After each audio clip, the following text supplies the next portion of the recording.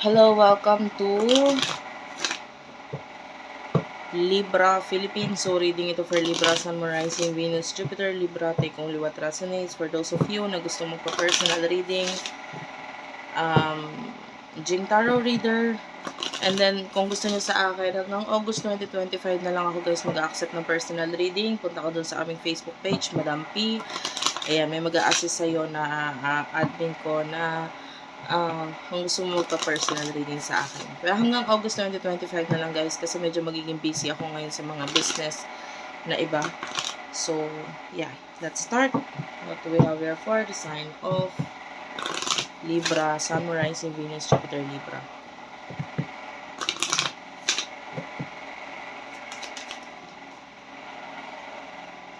Hindi ko ito kunin masyadong marami. I feel like may gustong makipag-usap sa'yo, Libra.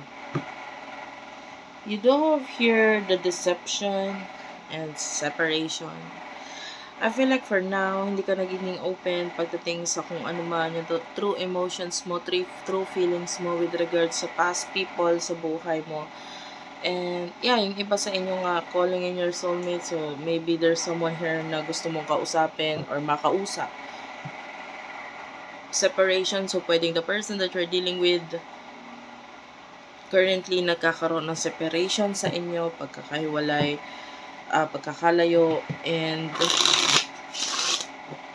I feel like hindi ka rin nagiging honest sa mga tao sa paligid mo regarding sa kung ano yung totoong intentions or emotions mo regarding this person. And yung iba kahit sa sarili mo may mga in denial dito na nakukuha tayo na parang alam mo naman sa sarili mo kung ano yung totoo regarding your feelings, regarding what you want to happen sa relasyon, sa connection na ito, pero sa isip-isip mo or sa pinapakita mo sa kanila, hindi, okay lang, ayoko na, ganito ganyan, hindi ko na mahal or what. May mga ganun tayo nakukuha, pero deep inside, alam mo sa sarili mo that there's something more na gusto mong mangyari dito sa connection nito. And whatever happened in the past or whatever happened before, I feel like nakalimutan mo na yun or napatawad mo na. Yung iba mga sadyang ulyanin So either nakalimutan mo na or napatawad mo na kung ano man yung mga nangyari or ginawa sa'yo in the past itong person nito. So you do have the Two of Hearts and the Queen of Spades. So yeah, you are really in denial. Ang totoo niyan, gusto mo pa rin na relasyon or connection dito sa person na to. Pero part of you or ang pinapakita mo is kina-cut off mo siya, ganito ganyan. Pwedeng yung iba, hindi lang sa pinapakita ha, kahit sa sarili mo. Like, maybe may mga dinidelete kang photos or pictures or what, or you're trying to delete this person out of your life, pero deep inside, nandun yung, you still love the person, ganito ganyan. Alam mo, you're being a Libra right now, kasi Libra are really air signs. So, yung mga air signs na yan, very flighty pagdating sa love, pagdating sa connection. Mamaya ito na sila, mamaya wala na naman, tapos ayun na naman, pabago-bago isip, etc. And this is you. And you have an angel number 444 right here, so pwede nagpapakita ito sa'yo. And then, habang nakatingin ako dito sa aking camera, I just saw the number 333. So yeah, those are angel numbers for you. So, yung iba sa inyo, gusto mo kasi ng something stable, pati sa relationship, sa connection, you want stable. So, pwedeng hanggat hindi mo na nakikita na magiging stable yung relasyon, yung connection ninyo, nitong person na to is, mas nakikita natin na nandun pa rin yung in denial energy mo. And, ayun, kasi hindi naman siya nagpapakita ng something na parang ikaka-feel mo na parang, magiging maayos ang lahat or magiging stable ang relasyon ninyong dalawa. So, pwedeng hindi mo naman kasi nakita sa kanya or naramdaman sa kanya yan. So, ano yung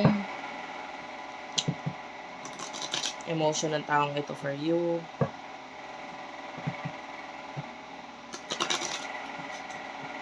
For the sign of Libra, Sun, Rising, Venus, Jupiter, Libra.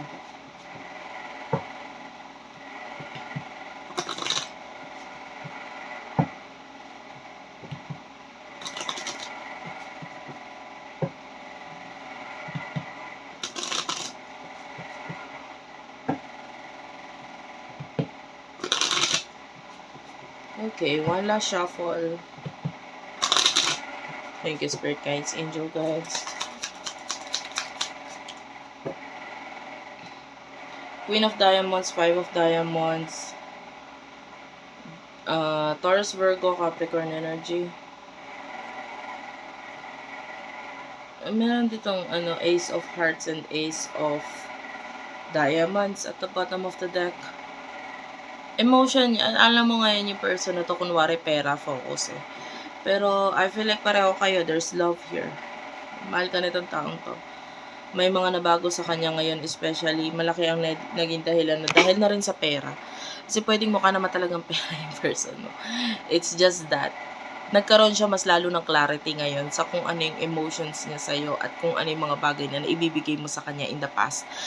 And na-realize niya na parang ikaw pala talaga yung gusto ko, yung mahal ko, ganito, ganyan. And kung ano man yung situation niya ngayon, pwedeng napipilitan siya. Yan, lalo na with the Queen of Diamonds kasi there's responsibilities. You're both queen, guys. You're both queens. And nakukuha natin dito yung pagkakapareho ng thinking at mindset ninyo.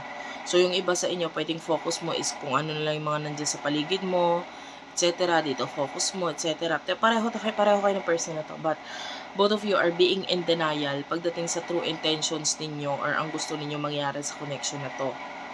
But, wait, hindi ko pala nakuha yung energy niya tungkol sa kung anong gusto niyo mangyari sa connection na to. Two of Spades, the Jack of Hearts, and the Three of Clover. Sa ngayon, wala tayong nakikita kasi mas nakikita natin dito, mahal ka ng tao, nami-miss ka niya. Okay.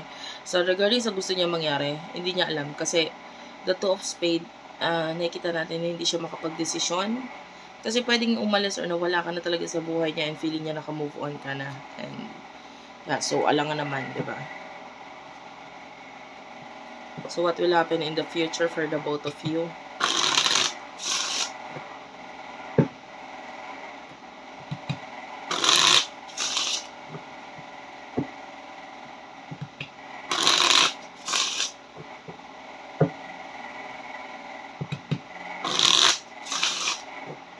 One last shuffle. Okay. Thank you, Spirit Guides, Angel Guides.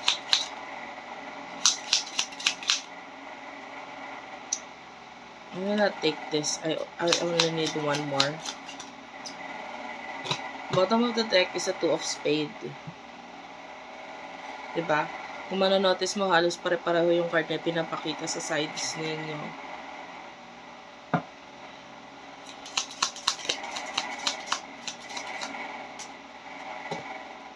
In the near future, you do have here the Jack of Clover and the Seven of Hearts. The Eight of Clover is also here.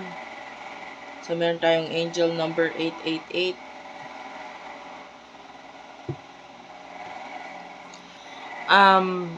Okay. So, in the future, yung love nandun, wag mo nang i-deny. You still keep on denying this, pero nandun yung love mo sa tao. Nandun. And the Eight of Diamonds, I can see medyo magkakaroon ng growth, financial. Meron kang mga bibilhin or aayusin, ipapaayos, ganito, ganyan, na maybe pwede maging source of income in the future. Like, money-wise, hindi ko nakikitang gustong matenga yung pera. So, there's something here na i-work out mo, ayusin mo para hindi siya matenga. And then, with the Eight of Hearts, this is the future. And this is nagpapakita ng pagka-busy mo. Lalo na sa mga bagay na ginagawa mo na magbibigay ng career, growth, development sa'yo. With regards to your person,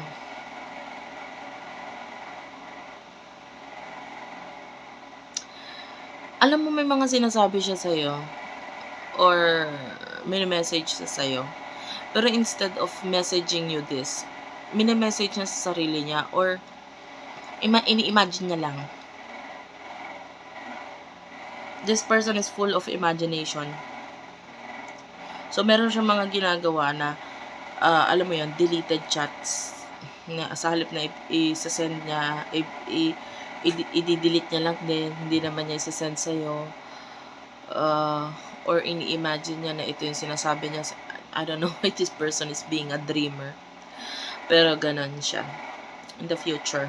Kasi, nandun yung miss ka niya eh. Gusto ka niyang makausap eh. Pero hindi niya magawa or hindi niya gagawin yung pakikipag-usap na yun sa'yo. Mas more on, ini-imagine niya lang or i-imagine niya lang na kinakausap ka niya through message. But, yung message is hindi naman talaga siya literal na isesend. Ang weird sa part na yon. So, thank you for watching guys. I love you all and bye-bye.